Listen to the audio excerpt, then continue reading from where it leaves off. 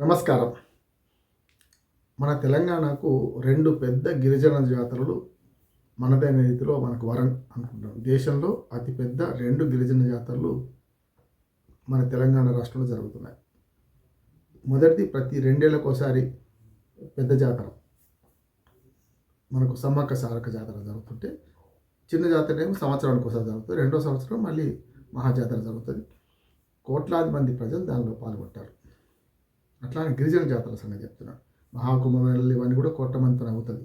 కానీ ఇది మొదటిది. రెండోది మనకు మెస్రం వంశస్థులు నాగోబా జాతర తెలంగాణ ఉత్తర తెలంగాణలో ఉన్న ఆదిలాబాద్ జిల్లాలో. ఇది కూడా అంతే.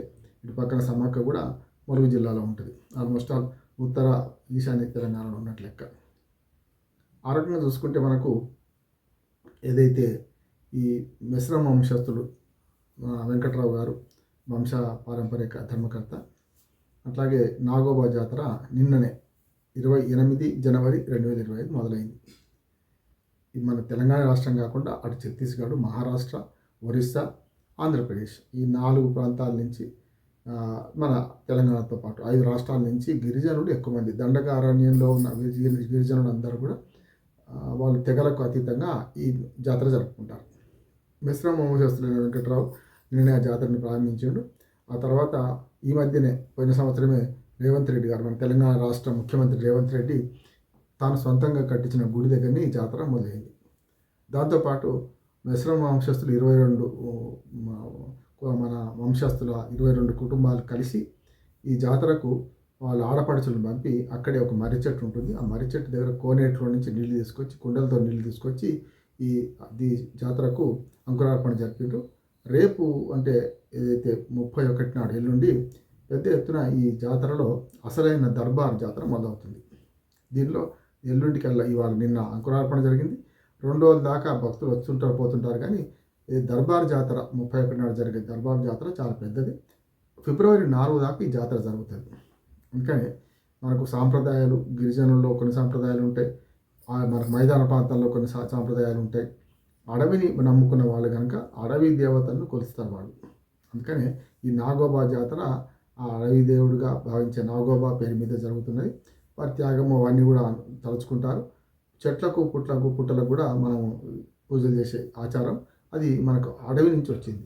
అంతేందుకు జల్ జమీన్ జంగల్ అని పోరాటం నిజాం గవర్నమెంట్ మీద చేసిన కొమరం భీం ఆదర్శం మనకు.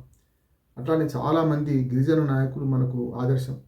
ఒకనాడు అల్లూరి సీతారామరాజు ఇతరుడైనా కూడా బ్రిటిష్ వాళ్ళ మీద పోరాటం చేసే క్రమంలో గిరిజనులే ముందున్నారు కదా.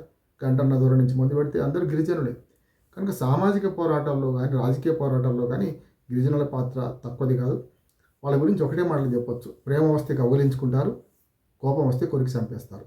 కనుక వాళ్ళు ప్రేమ వచ్చినా కోపం వచ్చినా తట్టుకోవడం కష్టం మనకు. కనుక అడవి తల్లులను అడవి దేవతలను మొక్కి ఆరాధించే ఆ సంస్కృతే మనకు మిగతా అన్ని విగ్రహారాధనకు వచ్చినాం. మొదట్లో మనం ప్రకృతిని పూజించేవాళ్ళం. ఇప్పటికి కూడా ప్రకృతి శక్తులు అన్నింటినీ పూజిస్తాం మనం. పంచభూతాలు అంటాం. నీరు, మనకు మన భూమి, ఆకాశము, నీరు, నిప్పు, వాయువు, 5. ఎందుకంటే మన దేవతలందరి పేర్లు కూడా ఈ పంచభూతాల పేరు మీద పెట్టుకున్నాం. మొట్టమొదటి వర్షదేవుడు, గాలిదేవుడు అనుకుంటున్నాం కదా. మన ప్రత్యక్ష ప్రమాణమైన సూర్యుడు, చంద్రుడు వాళ్ళని కూడా పూజిస్తాం. మిగతా రాముడు, కృష్ణుడు తర్వాత వచ్చిన వాళ్ళు. కానీ ప్రకృతి ఆరాధకులుగా మనం అడవి దేవతలను గుర్తించి నాగోబా జాతర జరుపుకుంటున్న వాళ్ళందరికీ కూడా, గిరిజనులందరికీ కూడా మన శుభాకాంక్షలు తెలియజేయాలి. మనం కూడా వీలైతే పోయి చూసి రావాలి, నష్టం ఏం లేదు. కానీ వాళ్ళ ఆచారాల్లో మనం జోక్యం చేసుకోవద్దు. ప్రభుత్వాలు కూడా అట్లాగే ఉంటున్నాయి. వాళ్ళ ఆచారాలు జోక్యం చేసుకోరు. దాంతోపాటు వాళ్ళకు అవసరమైన ఏర్పాట్లు చేస్తారు. అంటే ఇప్పుడు లక్షలాది మంది వచ్చే జాతర కనుక ఇది, కోట్ల మంది ఏం రాకపోయినా తెలంగాణలోని దేశంలో 2వ గిరిజన జాతరగా పేరొందిన నాగోబా జాతర సందర్భంగా ప్రభుత్వం కూడా అనేక ఏర్పాట్లు చేసింది. ఇంకా చేయాల్సిన అవసరం ఉన్నది. ఇప్పటికే పిసిసి అధ్యక్షుడు మహేష్ కుమార్ గౌడ్ గారు కూడా శుభాకాంక్షలు తెలిపారు. ప్రభుత్వ యంత్రాంగం కూడా కలెక్టర్తో సహా అందరూ కూడా ఇప్పుడు జిల్లాలు మారినాయి కనుక ఉమ్మడి ఆదిలాబాద్ జిల్లా అదే పాతది. అప్పుడు ఇది కేశలాపూర్లో జరుగుతుంది. ఇంద్రవెల్లి మండలం కేశలాపూర్లో జరుగుతుంది. ఇంద్రవెల్లికి ఇంకొక పోరాట పటిమ కూడా ఉన్న ప్రాంతంగా ఇంద్రవెల్లి దేవాలయం చూస్తాం మనం. ఇంద్రవెల్లిలో అప్పుడు అమర గిరిజనులు మన కాల్పులకు గురై చనిపోయిన సందర్భాన్ని కూడా దాన్ని కూడా అక్కడ గుడి ఉన్నది. అది కూడా నేను చూశాను. కనుక ఇంద్రవెల్లి మండలానికి ప్రత్యేకత ఉన్నది. ఇప్పుడు కేశలాపూర్ గ్రామంలో జరిగే జాతరకు లక్షలాది మంది వస్తున్నారు.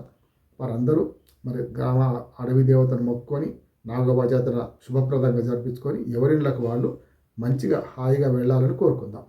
చాలామంది నడకదారిని వస్తారు, ఎందుకంటే అడవిలో కొంతవరకే అక్కడ దాకా వెహికల్స్ పోతాయి. కానీ అడవి కనుక ఎన్ని వెహికల్స్ వచ్చినా కూడా పార్కింగ్ ఏర్పాట్లు ఇవన్నీ బాగానే చేస్తున్నారు రాష్ట్ర యంత్రాంగం, జిల్లా యంత్రాంగం కూడా.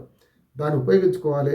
మహాకుంభమేళలో జరిగినట్టు అనవసరంగా పుకాలను నమ్మి తొక్కిసలాటి గురి కాకుండా మంచిగా జాతరను జరుపుకొని భక్తి శ్రద్ధలతో పూజించుకొని ఎవరి ఇళ్ళకు వాళ్ళు క్షేమంగా చేరాలని మనం కోరుకుందాం. నమస్కారం.